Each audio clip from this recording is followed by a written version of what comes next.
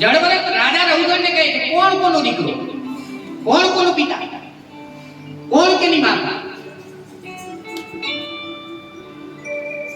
આ વખાણ કીધું વૃદ્ધ પુરુષોની સભામાં. મનુષ્યનો રક્ષક શું? પૃથ્વીનો વિકાર એમ સત્ય નથી તેમ પૃથ્વી પણ સત્ય નથી. જેનું જન્મ છે એનું મૃત્યુ નિશ્ચિત છે. માટે મૂઢ બધું છોડી દે. રાજા રઘુગણ ભરતજીના ચરણમાં પડી ગયા છે. કપિલ મુનિના આશ્રમે જ્ઞાન લેવા માટે જતા હતા. અહીં ભરતજીને દીવ બનાવી દીધા છે. બોલ શ્રી ભરત નારાયણ ભગવાન કી જય. અજામિલની કથા બતાવી છે. કન્યાકુબ્જ નામના નગરમાં રહેતો અજામિલ નામનો એક બ્રાહ્મણ અનેક પ્રકારના પાપો કરીને પોતાનું ઘર ચલાવતો. તે પેલા મંત્રવેતા, સદાચારી અને પવિત્ર હતો. પણ એક દિવસે એ વનમાં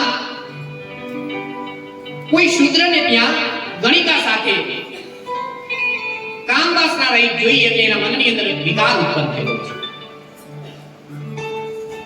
અને વધારે ને વધારે પાપાચાર કરે છે. એટલા માટે કીધું કે જ્ઞાન ઘટે નર મૂઢ કે સંગત. જ્ઞાન ક્યારે આપણે ઘટે? મૂર્ખ માણસનું આપણે સંગ કરીએ તો આપણું જ્ઞાન ઘટી જાય છે. બુદ્ધિ ઘટે ચિત્ત વિષય ભરમાય. જ્યારે વિષયથી આપણે ભ્રમી જઈએ, જે જગ્યાએ આવ્યા છે ખાલી શરીર બેસાડવાથી અહીંયા કાંઈ નથી થતું, મન બેસાડવું જરૂરી છે. અહીંયા બેઠા પણ ઘરનું તાળું દેખાતું હોય તો કાંઈ ન થાય. ઘણાએ નારણબલી કરવા જાય એટલે પૂછે મારા ઘરે તાળું ભરાય? પૈસા ન હોય તો મરાય. પૈસા હોય તો તાળું મારી દેજો, ન હોય તો તમે ઉગાડું રાખીને આવી જાય. ઘણી વખત એક પિતૃ બંધાઈ જાય, એને બાંધ્યા ત્યારે તો આપણે બેઠા છીએ. એટલે આપણે જે હોય ને એમાં આનંદ નથી માનતા. વર્તમાનની અંદર માણસ જીવતો નથી, એટલા માટે દુઃખી છે. આ દુનિયામાં વધારે ને વધારે કોઈ સુખી હોય તો કેવલ બાળક છે. કારણ વર્તમાનમાં જીવે છે. કા આપણે ભૂતકાળથી ચિંતિત છીએ, કા ભવિષ્યથી ચિંતિત છીએ. ભૂતકાળ એ છે કે અમારા દાદા આટલા બધા ગરીબ હતા, અમે આટલું બધું દુઃખ વેઠ્યું. ભવિષ્યની એ ચિંતા છે કે મારા છોકરા માટે હું આટલું કમાઈ લઉં, આટલું ભેગું કરી દઉં. બાળક સુખી છે એનું કારણ છે એવું નથી ભૂતકાળની ચિંતા, નથી ભવિષ્યની ચિંતા. એ વર્તમાનમાં જીવે છે. કોક ચોકલેટ દેખાડે હોય તો ખાઈ લે, 5 મિનિટ પછી ભૂલી જાય. અને આપણને ખોટું કઈ બોલે ચોકલેટ દેખાડી દીધી હોય સોના રૂપિયા, 10 વર્ષ એની સેવા કરી. તેજ ઘટે પર નારી કી સંગત. તેજ જીવનની અંદર માણસનું તેજ ક્યારે ઘટે? કે જ્યારે સ્ત્રીમાં આસક્તિ ભાવ જાગે. બુદ્ધિ ઘટે બહુ ભોજન ખાય. માણસની બુદ્ધિ ક્યારે ઘટી જાય? ઘણા નથી કહેતા 4-5 અમારા દાદા રોટલા દાબી જાય. બુદ્ધિ ઘટે વાલા, કીધું ચોખ્ખું, બહુ ભોજન ન ખવાય. એનું કઈક પ્રમાણ હોવું જોઈએ. પ્રેમ ઘટે નિતહી કુછ માંગત. વધારે ને વધારે જો માંગવામાં આવે કે હજી આપો બાપા, હજી આપો, બાપા ઉપર પ્રેમ ઘટી જાય છે. માન ઘટે નિત પર ઘર જાય. આ શબ્દ બધાને સમજાય છે. કારણ વધારે કોઈના ઘરે જઈએ, 1 વાર, 2 વાર, 3 વાર, 5 વાર, 6ઠી વાર, તો પછી માન આપણું ઘટી જાય. દયાલ કહે સુન રે મન મૂરખ, પાપ ઘટે હરિ કે ગુણ ગાય. ત્યારે દયાલ મુનિ કહે છે, દયાલ ભગવાન કહે છે કે હે માણસ, હે મનુષ્ય, કેવલ હરિનું નામ લે, એનાથી જ તારા પાપ ઘટી જશે. કારણ કે આ જગતમાં એથી મોટું કોઈ સાધન નથી. જ્ઞાન ગણે નર મૂઢ કે સંગ, એટલે મૂર્ખ વ્યક્તિનો સંગ ન કરવો. કદાચ ન આવડતું હોય કોઈની પાસે, તો એની પાસે આપણું જે ઈષ્ટદેવનું સ્મરણ હોય, આપણા જે ઈષ્ટદેવનું રટણ હોય એ કરવાના. એક દિવસ આ જંગલની અંદર અજામિલ શિકાર કરવા જાય છે. એટલે એના ઘર કેટલાક સાધુ આવે છે અને આ ગણિકા બાઈ સાધુઓને ભોજન આપે છે, સીધું આપે છે. એટલામાં ઘરની અંદર ત્યાં સાધુઓ ભોજન કરી અને પરવાની ચૂક્યા છે, ત્યાં અજામિલ ઘરમાં આવે છે. આ બાજુ અજામિલની પત્ની ગર્ભવતી હતી. સાધુઓ દક્ષિણા માંગે છે. પેલા તો આ ગણિકા કહે છે કોઈ અજામિલની પત્ની કે સાધુઓએ આપણા ઘરે ભોજન કર્યું તો કઈક દક્ષિણા આપવી જોઈએ. નિયમ હતો ને કે સાધુ બ્રાહ્મણને ભોજન કરાવે એટલે કઈક દક્ષિણા આપવી જોઈએ. એટલે આ સાધુ અજામિલની પત્ની કહે છે કે સાધુઓને પહેલા પ્રણામ કરો અને કઈક સાધુ કે અમને દક્ષિણા આપો. અજામિલ કહે કે મહારાજ, મેં તમારી પાસે જે છે એ લૂંટી નથી લીધું, એ જ ભગવાનનો ઉપકાર માનો, આ જ દક્ષિણા માનો. નકર મારું કામ લૂંટી લેવાનું, એટલે મેં તમારી પાસે જે પડ્યું છે એ નથી લૂંટી લીધું, એનો ઉપકાર માનો. ત્યારે સાધુ કહે છે કાંઈ વાંધો નહીં, પણ કહે છે કે ભાઈ બીજું કાંઈ નહીં તો કાંઈ નહીં, પણ જ્યારે તારી ઘેર સંતાન થાય ત્યારે કેવલ ખાલી એક એનું નામ નારાયણ તું રાખજે, બીજું મારે કાંઈ તારી પાસેથી નથી જોઈતું. આ બાજુ સાધુની મંડળી નીકળી જાય છે. આ અજામિલની પત્નીને ત્યાં એક પુત્રનો જન્મ થાય છે. સાધુના કહેવા પ્રમાણે એનું નામ નારાયણ રાખ્યું છે. આ અજામિલનું મૃત્યુ નિશ્ચિત નથી, પણ અનાયસે મૃત્યુ થાય છે. એટલે યમના દૂતો અજામિલને લેવા આવે છે. પણ તે સમયે અનાયસે આ અજામિલ, નારાયણ તું મારી પાસે આવ, નારાયણ તું મને મોઢું બતાવ, નારાયણ તું મને પાણી પીવડાવ, આવા આવા શબ્દ ઉચ્ચાર કરતો હતો. અનાયસે આવા શબ્દ બોલવા ભગવાનના પાર્ષદો આવી જાય છે. યમના દૂતો કહે પ્રભુ તમે કેમ બધાયા? આ તો અમારો શિકાર છે. પાર્ષદો કહે છે કે અંત સમયે એને મારું નામ લીધું છે, એટલે હવે હું તમે એને અડી ન શકો, એ હવે મારા ગણાય છે. આ સાંભળી યમના દૂતો અને પાર્ષદો યમરાજ પાસે જાય છે કે આનો નિર્ણય હવે કોણ કરે? તો કે બ્રહ્મદેવ કરે, નારદ મુનિ કરે, કપિલ દેવ કરે. એની પાસે જાય છે. એટલામાં અજામિલની અંદર જે કંઈ પણ આત્મા હતો એ આ બધી ચર્ચાઓ સાંભળતો હતો. એટલે હવે અજામિલનું મનથી થયું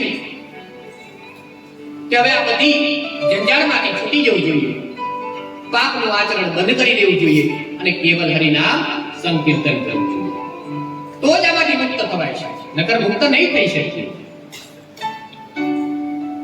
અજામિલને યમદૂતો વચ્ચે આ વાર્તાલાપ જોઈ અજામિલનું જીવન ચરિત્ર બદલાઈ જાય છે.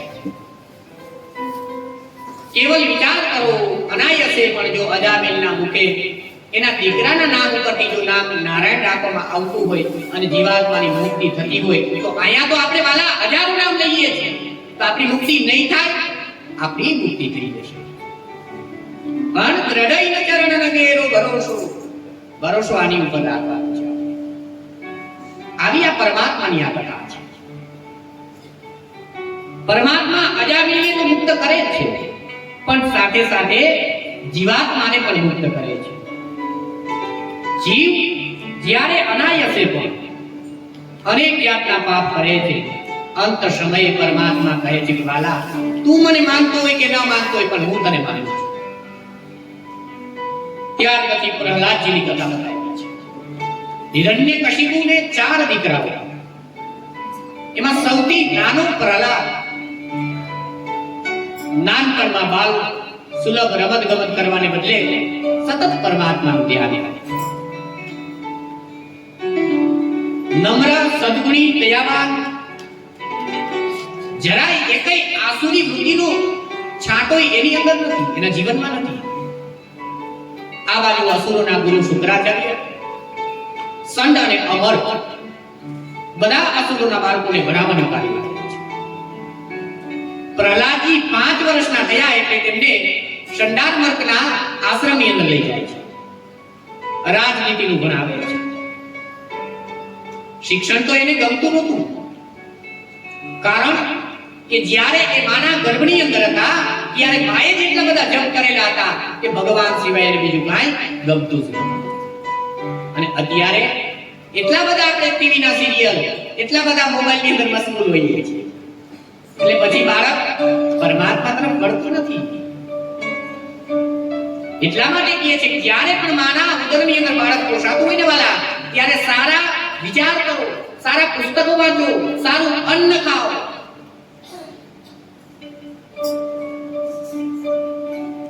ગર્ભમાં જ એને ભક્તિનો રંગ લાગેલો છે. ખાલી માત્ર ગુરુજીને રાજી રહે એ માટે જ ભણે છે. હિરણ્યકશિપુ પ્રહલાદને પૂછ્યું કે દીકરા, તું જે કાંઈ પણ આશ્રમની અંદર સારું સારું શીખીને આવ્યો હોય એ બધું મને બતાવો. પ્રહલાદ કહે છે કે પ્રભુ, પિતાજી, આ રાગ દ્વેષની વિષમ જાળમાં અટવાય મનુષ્ય મહાદુઃખી થાય છે. મને આવા દુઃખમય અવિદ્યાર્થી સંસારમાંથી નીકળી અને પ્રભુના શરણે જવાનું બહુ ઉત્તમ મન દેખાય છે. દીકરાની આવી વાણી સાંભળી અસુરરાજે મોહ બગાડી નાખ્યું છે. બાળકોની બુદ્ધિ બીજાઓના કહેવાથી ગમી જાય છે. એટલે જ મારા શત્રુ વિષ્ણુનું શરણ લેવાની વાત કરે છે. એટલે એના જે કાંઈ પણ ગુરુ હતા એને બોલાવે છે કે આ બાળકને હવે તમે સારું શિક્ષણ આપો. પ્રહલાદને ધમકાવે છે, ઠેકાણે લાવવા જાત જાતના પ્રયાસો કરે છે. પ્રહલાદ કોઈની વાત માનતા નથી. ઉલટું પ્રભુના શરણમાં જવું એ જ જીવનું કલ્યાણ છે.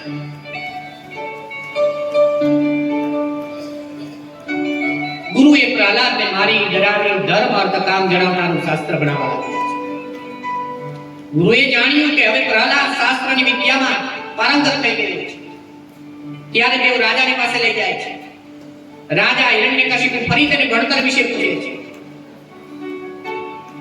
ત્યારે પ્રહલાદની નવદા ભક્તિ બતાવે છે.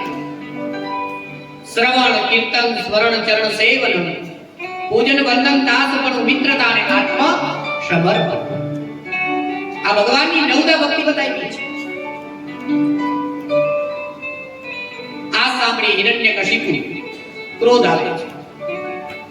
ગુરુપુત્ર પર ગુસ્સે થઈ ઠપકો આપવા લાગે છે. ત્યારે ગુરુપુત્ર કહે છે, મહારાજ, મેં તો આવું કઈ શીખવાડ્યું નથી. હતી હિરણ્યકશિપુએ પોતાના દીકરાને પ્રહલાદને ખોળામાં બેસાડ્યો હતો, ત્યાંથી નીચે ફેંકી દીધો છે. કહે છે કે મારે આ દીકરાને જોવો નથી, મારી નજરથી દૂર કરી દીધી. આ પોતાના અમારા શત્રુઓની સેવના કરે છે. આ બાજુ રાજાની આજ્ઞા થઈ, સેવકો ત્રિશૂળ વડે પ્રહલાદને માર્યો છે. પણ જેનું ચિત્ત ભગવાનમાં જોડેલું છે, જેનું મન પરમાત્મામાં લીન છે, એને કોણ મારી શકે? એની ઉપર હાથીઓથી, સર્પોથી, પર્વત ઉપરથી, અગ્નિથી, જાત જાતના ખાડામાં પૂરવાથી, કેવલ ઉપવાસ કરાવવાથી અનેક જાતના મારવાના પ્રયોગ કરવામાં આવ્યા છે. પણ પ્રહલાદનો એક વાર પણ વાતો થતો નથી, કારણ ઈશ્વર એની સાથે છે. વરુણને, પ્રહલાદને વરુણના પાસથી બાંધવામાં આવે છે. અને જ્યારે વળી પાછું એને આશ્રમમાં મૂકી આવે, મૂકે છે ત્યારે વળી પાછું પ્રહલાદ બીજા પણ જે બાળકો હતા એને પણ ઉપદેશ આપે છે. એકવાર દૈત્યના દીકરાઓએ પ્રહલાદને પૂછ્યું કે તમે આ શુક્રાચાર્યના 2 પુત્રો છે, બીજા ગુરુઓને આપ જાણો છો? પ્રહલાદે કહ્યું કે નારદજી પાસેથી. જ્યારે મારા પિતાજી મંદરાચલ પર્વત ઉપર તપ કરવા ગયા હતા ત્યારે તેની ગેરહાજરીનો લાભ લઈને દેવોએ દાનવો સાથે યુદ્ધ કર્યું. દાનવોના ભયથી નાસવા માંડ્યા ત્યારે ઇન્દ્રએ મારી માને કેદ કરી અને પોતાની સાથે લઈ જવા લાગ્યો. તેવામાં દેવયોગી રસ્તામાં નારદજી મળે છે. એમણે આવું અનુચિત કાર્ય કરવાના બદલ ઇન્દ્રને ઠપકો આપ્યો છે. કયાદુ જેવી સતીને છોડી દેવાનો આદેશ આપ્યો છે. ઇન્દ્ર બોલે છે કે મહર્ષિ, મને આ સ્ત્રીનો મોહ નથી, પણ સ્ત્રીના પેટની અંદર જે અસુરરાજ બાળક છે એનો હું નાશ કરી અને આ સ્ત્રીને હું છોડી દઈશ. નારદે પોતાની દિવ્ય દ્રષ્ટિથી કહ્યું છે, દેવરાજ, આ સ્ત્રીના પેટમાં જે બાળક છે એ દેવયોગે ભગવાનનો અંશાવતાર છે, માટે તું એને મારીશ નહીં. નારદજીના વચન ઉપર વિશ્વાસ રાખી ઇન્દ્રએ મારી માને છોડી દીધી છે. પ્રહલાદજી કહે છે. આ બાજુ દૈત્યના બાળકો પણ પ્રહલાદનો ઉપદેશ સાંભળે છે. પ્રહલાદજી કહે છે કે બ્રહ્માંડથી માની આ ભૂમિ ઉપર જે કાંઈ પણ છે એ સર્વસ્વ પરમાત્મા છે અને ભગવાન સર્વવ્યાપક છે. એના પિતાને પણ કહે છે. આથી હિરણ્યકશિપુ ગુસ્સે થઈ કહે, જો તારા ભગવાન સર્વવ્યાપક છે તો શું આ થાંભલામાં પણ ભગવાન તારા છે? પ્રહલાદ કહે કે હા પિતાજી, આ થાંભલામાં પણ મારા પરમાત્મા બિરાજમાન છે. આ સાંભળી અસુર ક્રોધથી કૂદી પડે છે. જોરથી થાંભલા ઉપર ગદાનો પ્રહાર કરે છે. બરાબર અંદરથી ઋષિ ભગવાનનું પ્રાગટ્ય થાય. બોલ શ્રી ઋષિ નારાયણ ભગવાન કી ઋષિજી બહુ ક્રોધાયમાન થયા. હિરણ્યકશિપુને લઈ ઘોડામાં રાખી બરાબર ઉમરાની વચ્ચે બેસી ગયા. અસુરરાજને કહે છે કે જો રાજ, જો મહારાજ, અત્યારે દિવસ છે તો કે ના, રાત છે તો કે ના, ભૂમિ છે તો કે ના, આકાશ છે તો કે ના, છે આત્મા કોઈ અસ્ત્ર, કોઈ છે શસ્ત્ર કે ના. પોતાના નખ વડે પોતાના ઘોડામાં બેસી બરાબર ઉમરાની વચ્ચોવચ ભગવાને નિષ્કામ ચડી દીધા. બોલ શ્રી ઋષિ નારાયણ ભગવાન કી ભગવાનનો ક્રોધ એટલો બધો વધી ગયો કે શાંત થતા નથી. આ બાજુ લક્ષ્મીજી આવે, બધા દેવતાઓ સ્તુતિ કરે, શાંત નથી. જ્યારે ઘરની અંદર કોઈ પણ વ્યક્તિ બહુ ખીજાઈ જાય ત્યારે આપણે પણ આ એક પ્રયોગ કરવા દેવો કે ઘરની અંદર કોઈ ખીજાઈ ગયેલી વ્યક્તિ હોય, કોઈનાથી શાંત ન થતું હોય તો પ્રહલાદ આપણને શીખવાડે છે, એની પાસે એક નાનું બાળકને વાલ કરાવડાવી દો ને, એનો ગુસ્સો શાંત બની જાય. આ પ્રહલાદજીની કથા મને અને આપને એ શીખવે કે જ્યારે પણ દિમાગમાં ગુસ્સો આવે ત્યારે આપણે પ્રહલાદની સ્તુતિ કરે. ભગવાન પોતાના જીવ વડે પ્રહલાદજીને ચાટે છે, બહાર કરે છે. પ્રહલાદ પિતાના શરીરને અગ્નિ સંસ્કાર કરે છે. ઋષિ ભગવાનને પ્રાર્થના કરે છે કે નાથ, મારા પિતાજીને સદગતિ અપાવો. ઋષિ ભગવાન પ્રહલાદને પણ સાથે રાખે છે અને પોતાના પિતાને પણ પરમ ધામ અપાવે. ત્યાર પછી ભગવાન 8મા સ્કંદની અંદર ગજેન્દ્રના મોક્ષની કથા થાય છે. સુખદેવજી બોલે છે કે આ કલ્પમાં સ્વયંભૂ વગેરે મનુઓ થયા. પ્રત્યેક મન્વંતરમાં ભગવાનનું પ્રાગટ્ય થાય છે.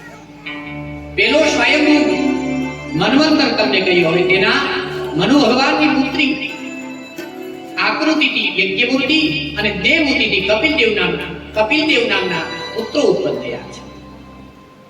બીજા મન્વંતરમાં સ્વારોચિસ નામના મનુ અગ્નિના પુત્ર હતા.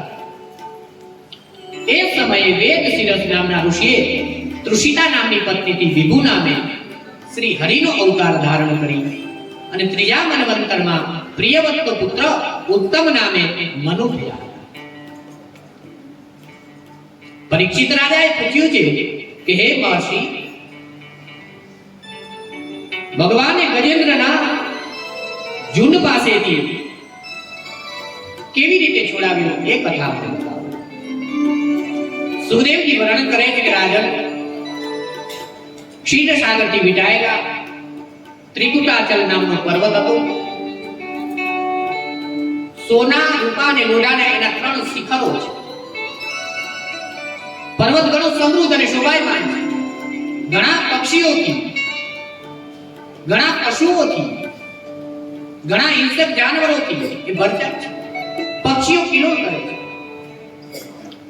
પર્વતની તળેટીમાં એક સુંદર એવું તળાવ છે. તળાવની અંદર હજારો કમળો એની અંદર સ્થાપિત છે, ઉત્પન્ન થયેલા છે. અને એક જંગલની અંદર એક હાથીનું ઝુંડ એની અંદર રહે છે. પોતાના વિશાળ કુટુંબ સાથે એક હાથી ત્યાં રહે છે, ગજેન્દ્ર નામનો. ઉનાળો હતો, ઉકળાટ થવાથી, તાપ પડવાથી ઠંડક મેળવવા માટે તળાવની પાસે આવે છે. હાથણીઓ લઈ, બચ્ચાઓને લઈ અને એક કિનારે બેસે છે. ગજેન્દ્ર હાથીઓ સાથે સરોવરની અંદર જઈ અને જળ ક્રીડા કરે છે. જળ ક્રીડા કરવામાં એટલો બધો ઉદ્મંત હતો, મદોદમંત હતો કે એની આગળ પાછળનો પણ એને ભાન રહેતી નથી. યાદ રાખો, આ ગજેન્દ્રની કથા એ આપણી કથા છે. આપણું મન એ ગજેન્દ્ર છે, આપણો જીવ આ ગજેન્દ્ર છે કે જ્યારે આપણે કોઈ એવું કામ કરતા હોય ત્યારે આગળ નથી જોતા અને પાછળ નથી જોતા, ઉપર નથી જોતા, નીચે નથી જોતા. તો આ ગજેન્દ્ર રૂપી કથા આપણને સમજાવે કે કાળ રૂપી મગર આ સંસાર રૂપી આ તળાવ છે. હજારો કમળો ખીલેલા છે. એ બધા શું? ભાઈ બહેનો, સંતાનો, પરિવારજનો, આ બધા કમળ છે. ગજેન્દ્ર નામનો હાથી આપણું આ શરીર જલ ક્રીડા કરવા માટે આખો દિવસ સંસારમાં જાય છે, આગળ પાછળ કઈ જોતા નથી. સવારથી સાંજ સુધી ધંધો, વ્યવસાય, દ્રવ્ય કમાવામાં, રાત પડે નિંદ્રામાં પ્રભુ ભજન ક્યારે વાલા. ત્યાર પછી મગર એનો પગ પકડે છે. એટલે કાળ રૂપી મગર આપણો ક્યારે પગ પકડશે ક્યારે કઈ આપણને ખબર નથી. 7 વારમાં એક વાર આપણો કયો ઈશ્વર જાણે, એ પરમાત્મા જાણી શકે છે.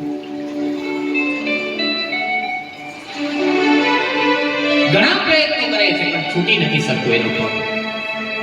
મગર જ્યારે હાથીને ખેંચે,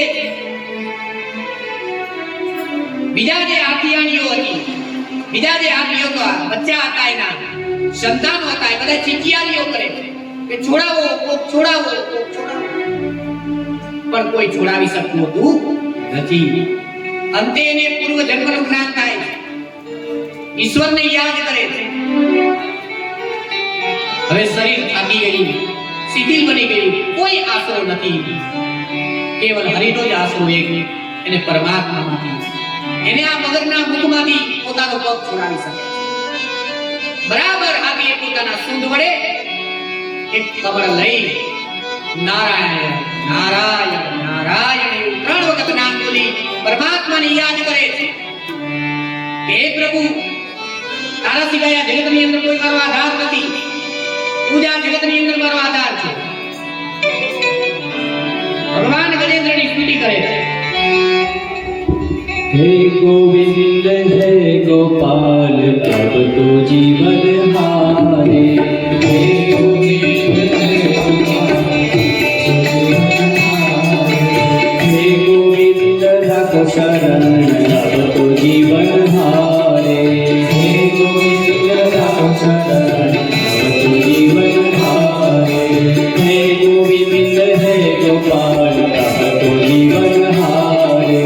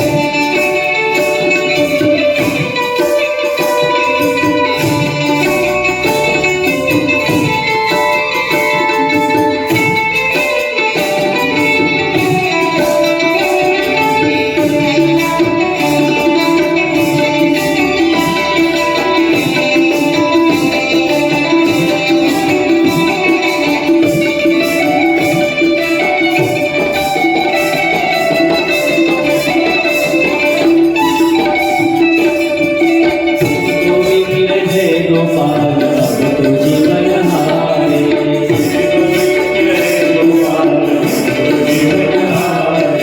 द्वारिका में शब्द गयो शोर भयो भारे द्वारिका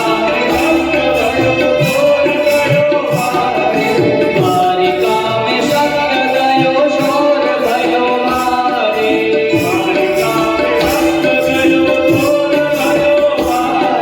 शंख चक्र गदा पद्म करुण लय सिधारे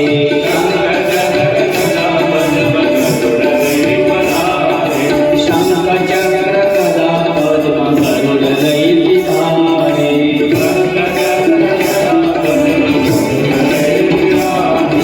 हे गोविंद हे गोपाल अब तो जीवन हारे हे गोविंद रघु शरण अब तो जीवन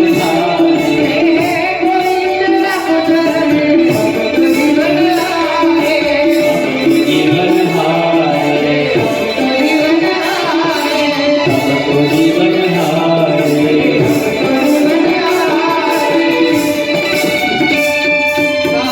शान्ताकारं भुजगशयनं पद्मनाभं सुरेशं विश्वाधारं गगनचन्द्रिणं मेघवर्णं शुभाङ्गं लक्ष्मीकान्तं कमलनयनं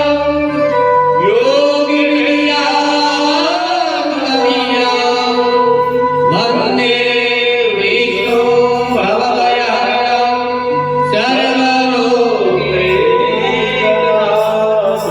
ભગવાન શંખ ચક્ર ગદા પદ્મ લઈ ગરુડ પર બેસી એમ ભગવાન બોલાવ્યા છે અને ભગવાન મગનને પોતાના સુદર્શન વડે પોતાને ઉદ્ધાર કરી દીધો છે. બોલ શ્રી હરિનારાયણ ભગવાન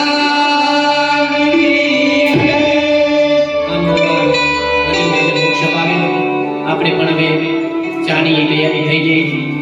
ચાય પી લઈ અને બે નાથ બે